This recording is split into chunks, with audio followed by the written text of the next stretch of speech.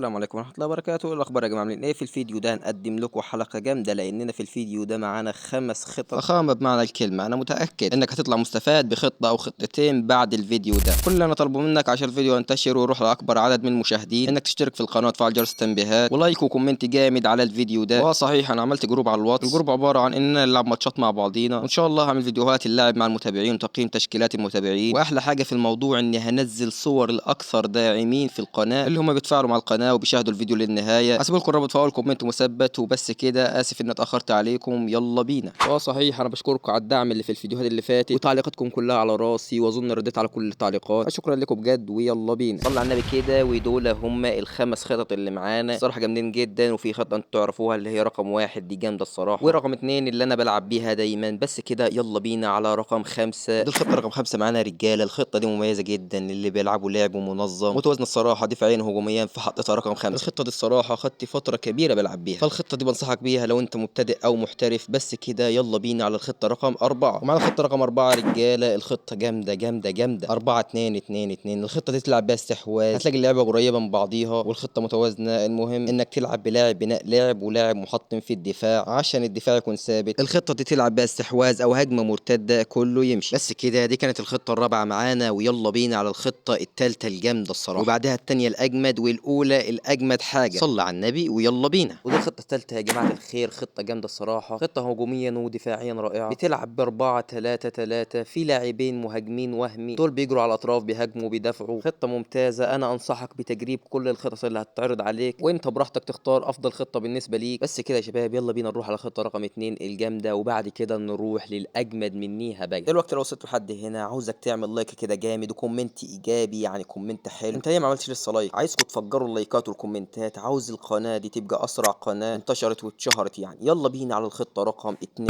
معانا يا رجاله الخطه الثانيه اللي هي قبل الاخيره 4 3 3، وبتلعب برضه بمهاجم وهمي. الخطه دي حت بس كده يورجن كلوب ويلعب بيها، او مدرب يكون قوي. انت بس روح العب بالخطه دي وجربها في الملعب، وانا مش هتكلم عليها كتير، وانت هتعرف بنفسك جمدان الخطه دي في الهجمات المرتده بالذات. الخطه دي عايزه يعني واحد يكون كده محترف يلعب بيها، لانها مميزه جدا في الدفاع وفي الهجوم وفي خط الوسط. بس كده يا صاحبي يلا بينا على الخطه الاولى، بس صلي على النبي يلا بينا. ودي الخطه الاولى بالنسبه لي نمبر 1 بالنسبه لي وبالنسبه لمتصدرين الديفيجن، لانه معظم متصدرين الديفيجن بيلعبوا بالخطه دي. في تغيير بس بسيط في اللعبه، انك هتلعب ب 2 سي ام، ده بالنسبه للي عايز يهاجم. اما بالنسبه لو عايز تدافع تخليهم دي ام اف عادي. الخطه دي بالنسبه لي من افضل الخطط في اللعبه، وكنتش قبل كده بلعب بيها، بس دلوقتي اتعلمتها كويس وبلعب بيها دايما. بس كده يا صاحبي اكتب لي تحت في التعليقات هتلعب باي خطه من الخطط الخمسه دول. كلهم الصراحه جامدين، وجايب لك اجمد 5 خطط، واللي جاي ان شاء الله اجمد من كده بكتير. بس كده انت عليك تنضم في الجروب وانا هظبطك جدا جدا. اشترك وفعل جرس تنبيهات، لايك وكومنت حلو. اشوفكم في الفيديوهات الجايه اساطير. بس كده سلام.